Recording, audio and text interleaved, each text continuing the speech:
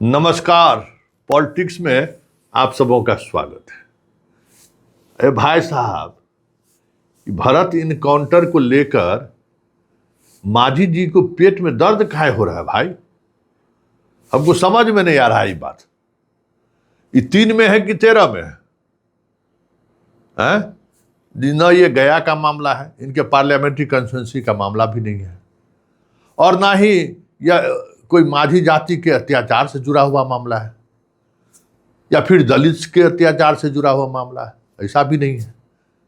जबकि ठीक इसके उलट भरत तिवारी जो है दलित और महादलित के लिए ही, अति पिछड़ों के लिए ही लड़ रहे थे, उसी के लिए ये विवाद हुआ और इनकाउंटर हुआ।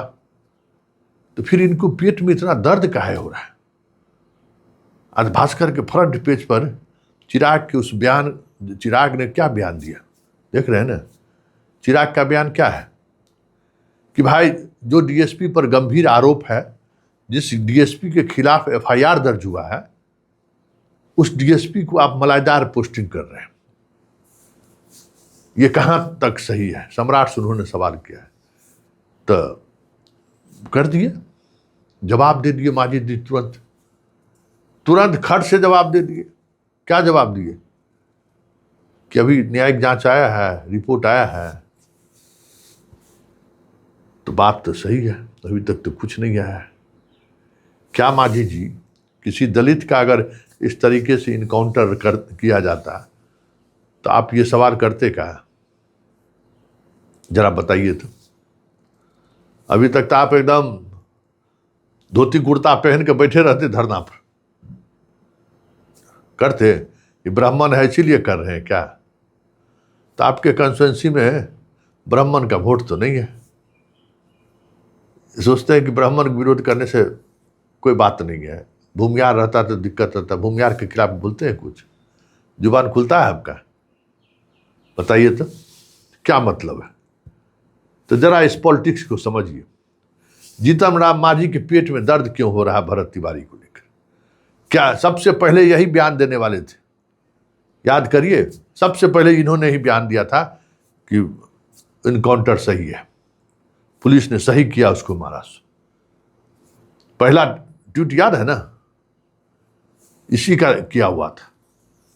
और अरे दानिश भाई, आप सफाई देते हैं कि पीआईबी का ही सब है। पीआईबी यही सब ट्वीट करता है, ये पॉलिटिकल ट्वीट पीआईबी के द्वारा होता है। दानिश भाई, काहे बुढ़ारी में इनको बेवजह जो है सो आलोचना के शिकार बना रहे हो भाई? तू तो समझदार आदमी है, कौन चीज सलाहकार बना हुआ है? खाली दूना चारे में सलाहकार है? बताओ तो। तोरा रहते हुए, तू पत्रकारिता किए हुए इतना अनुभवी आदमी है दानिश भाई, तोरा रहते हुए मांझी जी को क्या हो गया है? और सब कह रहा है कि तू ही करा रहे हो आरा से, क्योंकि आरा से रिश्ता तो तुम्हारा ही है, मांझी जी का दूर दूर तक रिश्ता नहीं है।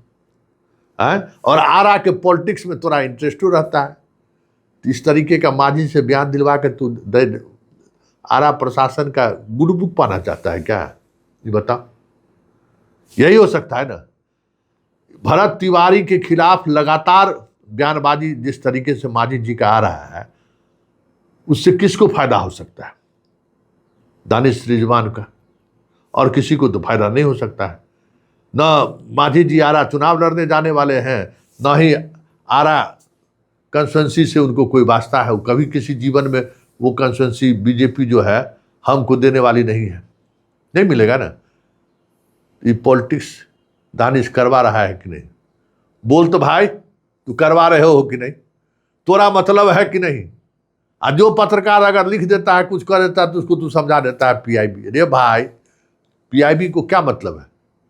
और अगर पीआईबी इस तरीके का ट्वीट करता है मंत्री की तरफ से, तो फिर मंत्री का शुभचिंतक नहीं है। तोरा रहते अगर मंत्री की इतनी आलोचना हो रही है, हर बयान से पलटना पड़ रहा है, तो तुरे जैसा अनुभवी आदमी के रहने से वहाँ क्या मतलब, क्या काहे तोरा सलाहकार बना के रखे हुए? पूरा परिवार, पूरी पार्टी तुम्हारे खिलाफ है, फिर भी मांझी जी तुमको बना कर रखे हुए। तो बना कर रखे हुए तो भाई सही सलाह दोगे ना? कि यही अलर्ट बटन सलाह देते हो?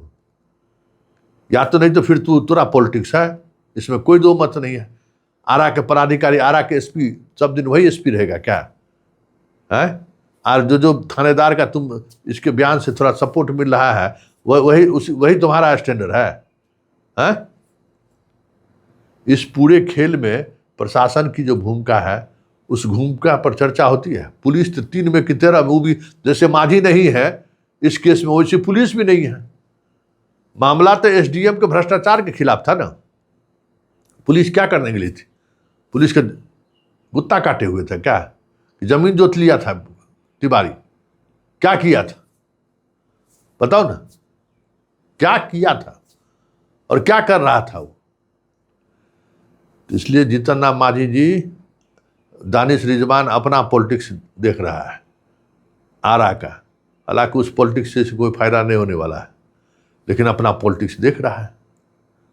इसलिए जरा इस राजनीति को समझिए कि दानिश का तो मतलब है, आपका क्या मतलब है? और जब आप एनडीए के साथ हैं तो सवर्ण वोटर को गलिया कर आप क्या संदेश देना चाहते हैं कि सम्राट गले लगा लेगा? सम्राट आपको बचवा नजर आता है क्या? इस भ्रम में मत रहिए कि जब आप पहली बार विधायक बने हुएगा तो पृथ्वी पर भी नहीं आया होगा सम्राट, जहां तक हमको समझ में आ रहा है। लेकिन इसका ये मतलब नहीं कि सम्राट भाई हमारा बेवकूफ है, उसको टोपी पहना दीजिएगा। सम्राट को खुश करने के चक्कर में आपकी पूरी पार्टी का बैंड बज जाए तो कोई बड़ी बात नहीं होगी। हम बार बार कहते हैं कि आप तमाम ऐसे कंस्टिट्यूंसी से चुनाव लड़ते हैं जो कंस्टिट्यूंसी रिजर्व है और सवर्णों की खासी आबादी है, वोटर है। आप चक्कर में पड़ जाइएगा। अपना तो जो होगा सो होगा ही, अब तो दोबारा आप लड़िएगा नहीं। वो एगो कुछ भूमिहार लोगों के सलाह में ही आप चुनाव लड़ लिए थे, अब तो दोबारा लड़िएगा नहीं। तो काहे ना संतोष का करियर खत्म कर रहे हैं? संतोष बढ़िया लड़का है आपका, समझदार है, चीज़ों की समझ है, लेकिन इस तरीके का पॉलिटिक्स करके उसका पॉलिटिक्स क्या है बर्बाद करने पर लगे हुए? कौन जन्म का बदलाव से लेना चाह रहे हैं? ये दानिशवा मेरा सिखा रहा है क्या? सबको मत करिए। जो पॉलिटिक्स है उस पॉलिटिक्स को देखिए। तो ये है जीतन राम मांझी के पेट में दर्द होने की वजह। दानिश बगल में है, न खेला कर रहा है, चाहता है कि इसी वजह से हम सम्राट के करीब आ जाए। आलोचना करेंगे तब न सम्राट हमको गले से लगाएंगे। सम्राट को अभी ज़रूरत है कि ऐसा नेता मिले जो उनके इस इनकाउंटर को जस्टिफाई करे। तो सम्राट भी उसने तेज और दानिश भी उतना ही तेज। तो दानिश की पॉलिटिक्स में और सम्राट को खुश करने के चक्कर में जीतन राम मांझी की पॉलिटिक्स तो गए हो, हम की भी पॉलिटिक्स को ही पलीता लगा दिए तो कोई बड़ी बात नहीं होगा। यह नुकसान कर गए अपने पुत्र को, अपने पुतोह को, अपने समधन को। दुश्मनी है कोनो का हो जीतन बाबा, हैं?